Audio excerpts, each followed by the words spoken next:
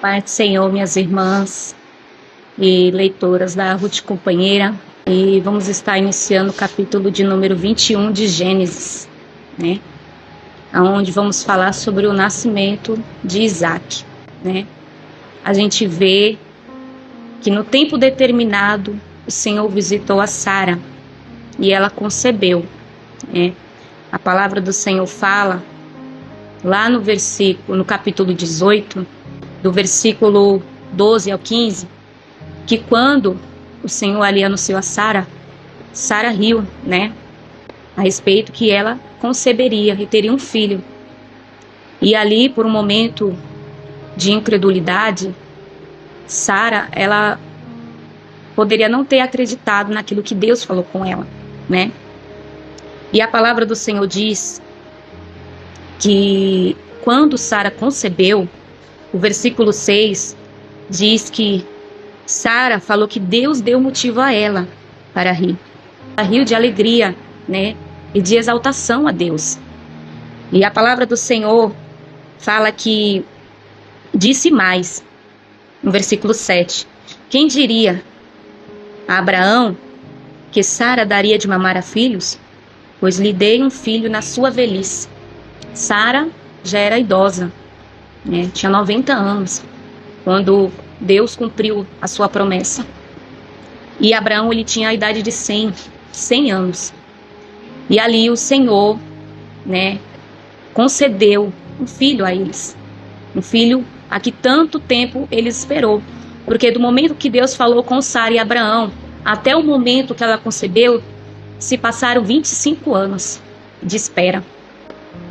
E trazendo para os nossos dias de hoje, quanto tempo temos esperado nas promessas do Senhor, né? Muitas das vezes o Senhor fala algo conosco e muitas das vezes, com a nossa pouca fé, desacreditamos que Deus irá cumprir. Ainda mais quando a situação é ao contrário daquilo que nós estamos vendo no dia a dia. Muitas das vezes estamos tão ligados às situações, aos problemas, que esquecemos que nós temos um Deus, né, que peleja por nós. E quando a palavra do Senhor fala que quando Sara lhe riu, o Senhor falou no versículo 14, né, que haveria alguma coisa difícil para o Senhor. É uma pergunta para nós nessa manhã, né? Será que há alguma coisa difícil para o nosso Deus fazer? Há alguma coisa impossível na sua vida e na minha vida que o Senhor não possa fazer? Então, o Senhor, eu creio que o Senhor trabalhou na fé de Sara e Abraão. E cumpriu-se. Isaac nasceu, filho da promessa. E o nome Isaac significa riso, filho da alegria. E o nome dele está associado, né, à reação de Sara e Abraão. Porque eles viram que Deus cumpriu, né, aquilo que o Senhor prometeu a eles. Em Números 23, 19, porventura diria ele e não faria? Ou falaria e não confirmaria? Então o Senhor, ele fala e ainda confirma, né, minhas amadas irmãs. E acompanhando versículos mais adiante, esse foi um versículo que me chamou a atenção, que foi o versículo 12. Porém, disse Abraão, não pareça mal aos teus olhos acerca do moço e acerca da tua serva. Em tudo que Sara te diz, ouve a sua voz, porque em Isaque será chamada a tua descendência. Isso me chama a atenção porque há momentos na nossa vida que teremos que tomar decisões que aos nossos olhos parece penoso, mas que vai servir para um propósito maior, né? E o propósito maior aqui na vida de Abraão era Isaac, seu filho, porque Deus tinha um chamado na vida de Isaac, né? É claro que Deus, a palavra do Senhor fala que, se a gente for ler mais adiante, que Deus falou que ia também abençoar Ismael, mas o propósito, o chamado de Deus era com Isaac. Então há momentos na nossa vida, irmãs, que teremos que tomar decisões que às vezes podem nos custar muito, mas que é para um bem maior, ou seja, na área familiar, ou na área financeira, ou em qualquer área da nossa vida, que a gente vai ter que fazer aquela escolha, né? Ou nós fazemos aquilo que nos agrada, ou fazemos aquilo que agrada ao Senhor, por um propósito maior que Ele tem na minha e na tua vida. Vemos aqui no versículo 16, que Agar, ela colocou o menino debaixo de uma árvore e se distanciou dele. A palavra diz aqui, para não vê-lo morrer. E se assentou em frente, levantou a sua voz e chorou. Agar, ela chorou naquele momento difícil. Mas a palavra diz que Deus ouviu o choro do menino. Não foi o choro de Agar que Deus ouviu, mas Deus enviou um anjo e falou com Agar naquele momento. E o que me chama a atenção é que há momentos na nossa vida em que nós não conseguimos enxergar a solução para o problema. Às vezes estamos na correria do dia a dia e esquecemos de olhar para a palavra do Senhor. Esquecemos de parar, desacelerar um pouco e ouvir a voz de Deus, né? E às vezes temos que chorar como meninos na presença do Senhor, nos derramar. Porque muitas das vezes a gente quer orar no automático, né?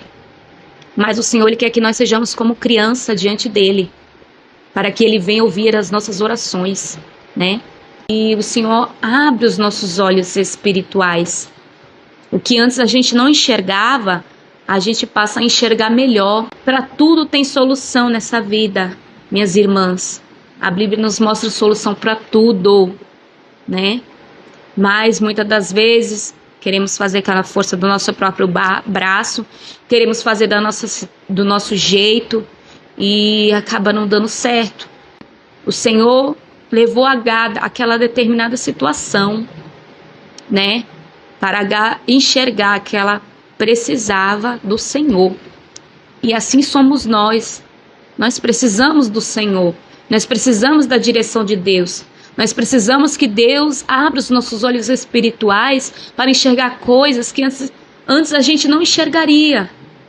Então, que possamos pedir ao Senhor para que Ele venha abrir os nossos olhos espirituais. Aleluia.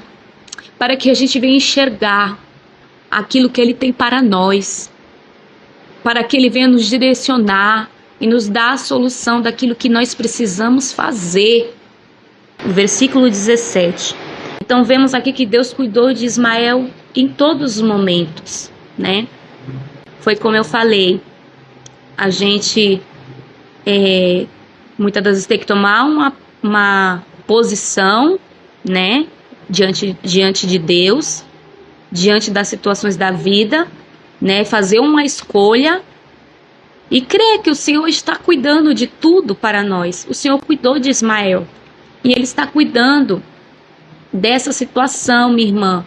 Ele está cuidando dessa situação aí dentro do seu lar. Embora muitos não vejam, mas o Senhor, Ele te enxerga, Ele te vê. E Ele está cuidando dessa situação, né? Muitas das vezes a gente tem que deixar de lado, né? Não colocar mais a mão. Assim como Abraão, ele teve que deixar Ismael ir, né? E ali não colocar mais a sua mão. Ele deixou Deus cuidar de Ismael. E quantas das vezes queremos colocar a nossa mão onde não é para colocar, né? Vamos deixar tudo nas mãos do Senhor. O Senhor, Ele está cuidando de ti. O Senhor, Ele está cuidando da tua família. Ele está cuidando da tua casa. Aleluia. Ele está cuidando de você. Então, não se preocupe. 22 em diante vai falar sobre a aliança com Abimeleque.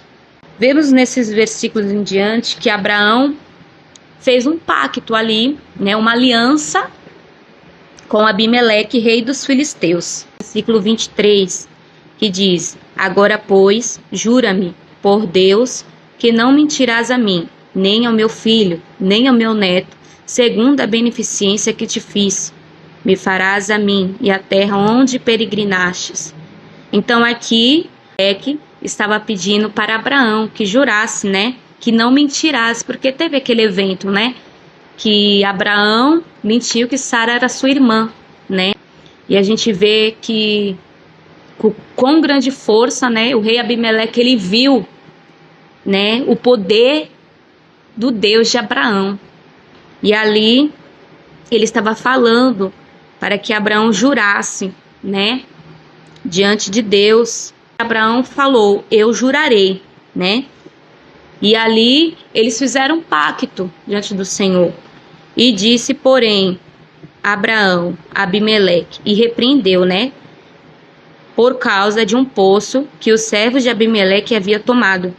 Só que a palavra diz que o rei não estava ciente. Isso foi algo dos subordinados deles, né, do rei que fez isso, né, com Abraão. E foi uma coisa também, né, que Abraão não falou ao rei. Ele estava sabendo naquele momento. Isso nos mostra, né, que devemos sempre ter paz com todos, procurarmos ser servos do Senhor, não andar com mentira, né, não andar na verdade, e mostrar para as pessoas que estão ao nosso redor que Deus é nas nossas vidas. O rei Abimeleque, ele não servia a Deus, mas Abraão servia.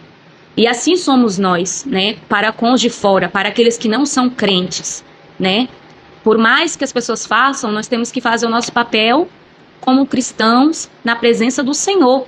Temos que fazer a nossa parte, né, e cumprir aquilo que nós falamos.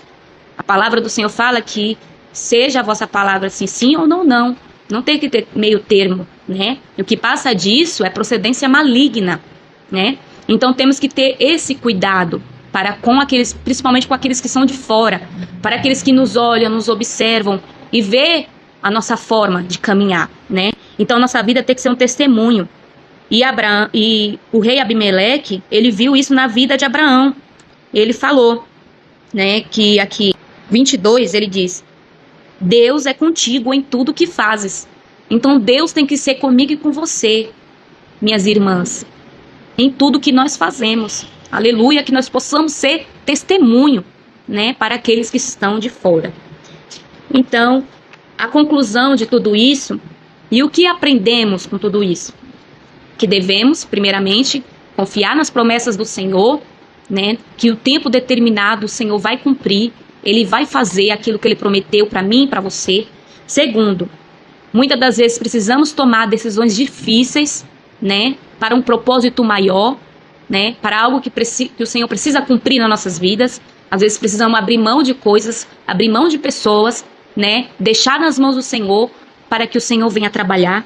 Terceiro, tem situações que nós devemos parar um pouco, né, e clamar ao Senhor como meninos. Chorar na presença do Senhor, para que o Senhor venha nos mostrar a solução dos problemas, para que o Senhor venha abrir os nossos olhos espirituais. E quarto, aprendemos sobre a importância da honestidade, de andar com Deus, né? De mostrar o nosso testemunho para aqueles que estão de fora, para aqueles que estão nos observando. Essa palavra, ela tenha falado com cada uma das minhas irmãs, né? Aprendemos juntas, né, sobre a palavra do Senhor. Que Deus abençoe, minhas amadas.